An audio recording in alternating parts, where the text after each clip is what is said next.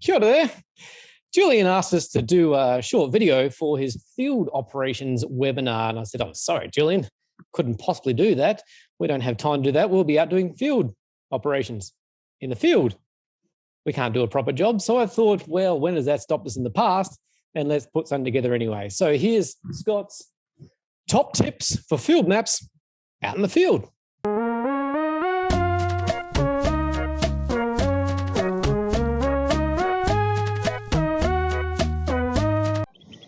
This is Waikawa Island, and that noise behind us is a very, very large percentage of the population of New Zealand shore plovers. I mean, sure, there's only 3 of them, but no, what's that, 1% of the population or something, just sitting there behind us making noise?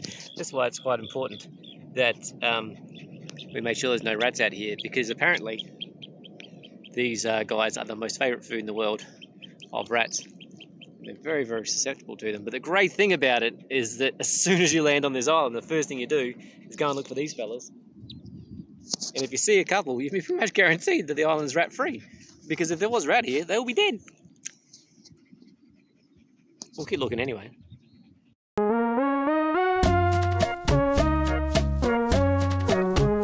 So primarily, and most importantly, you've got to look after your field workers, don't you? Yes. Field workers are the most important people, because without the data, you got nothing. If the field workers aren't happy to use the app that you're making, then you'll end up with no data, or even worse, crap data, which just ruins everybody's day. So you've also got the guys that, obviously the guys that are doing operations and the analysts, those type of guys. But they're only secondary, because without the field workers, they're not going to have a job.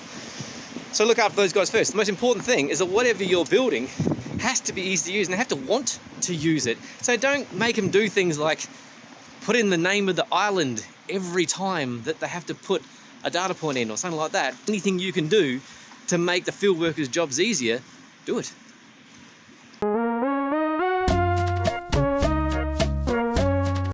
One of the questions I get all the time, which is, how accurate is FieldMaps? Which is just that common misconception that it's all about the app and not about the device itself. So let's stop referring to the devices we're running FieldMaps on as our phones, because it's letting us down. If we say, oh, well, this app is crap, it won't run. It's, oh, well, yeah, but you're trying to run it on a Nokia 3610 or something like that. You wouldn't pack your bag and just throw in an ordinary old pair of runners you got lying in the cupboard. No, you got proper work boots to do proper work jobs. And like, you wouldn't just take your family pet to go out and check an island to see if it was rodent free. You take a conservation dog. And by the same token, you're going to have a proper field device that you've bought just to do this, not just your common old phone that you use to make phone calls with. And you're going to get something that's going to be fit for purpose. It's going to have the location accuracy, it's going to have the processor, it's going to have everything that you need to do the job.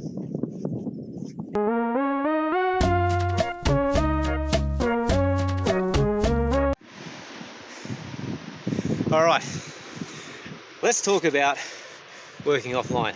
In New Zealand, in the field, we very rarely actually come into reception, but when we do, we want to sync.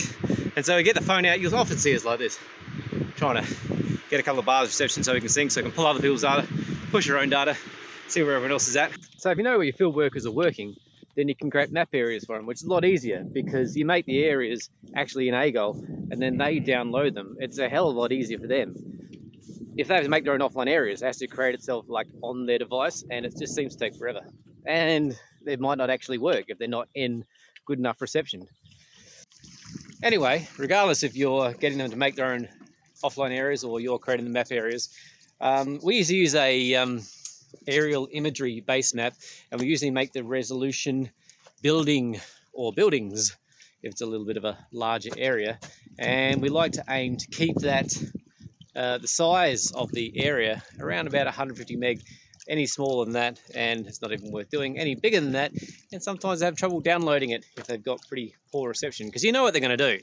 They're going to forget to download the offline area before they get in the field, and they're going to try and be downloading it with 2 bars of 2G or something. So just keep that in mind.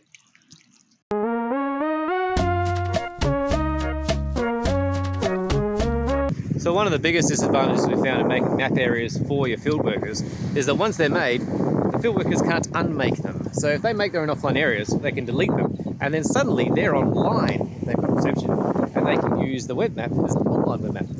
can't get rid of your map areas. So if you want them to have the ability to be able to work online, you're going to have to create a whole new web map for them. So I can save as the offline one and have an online and an offline version, of course, means you have to maintain 2 web maps. So if anyone from Esri is watching this, can I pretty please have a button so I can suddenly flick to online even if I already have pre-existing offline and map areas on my web map? Thank you.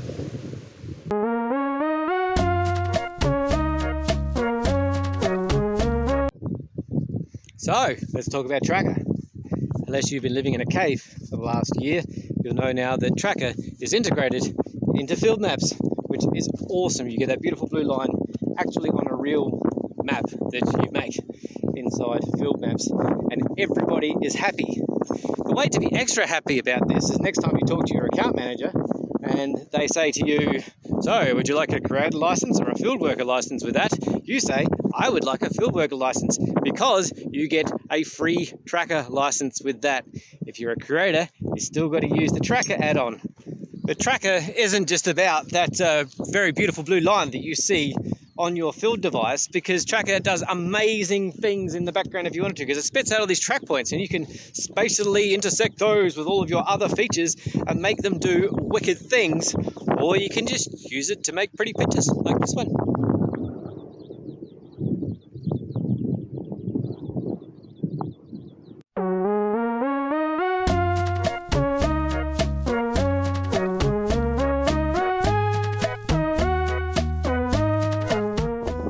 Well, we've searched all over this island, haven't we? Yes.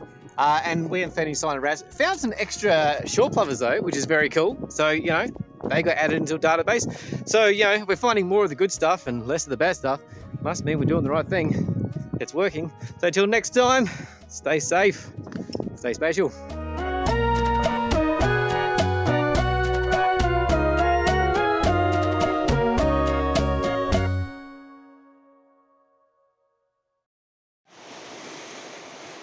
So primarily and most importantly, you got to look after your field workers. That's the most important thing, isn't it? No? Well, I think it is. I might be slightly biased though. But if you don't look after your field workers, don't give them something that they can use, you'll get no data. Or even worse, you'll get shit data, which, I can't say that.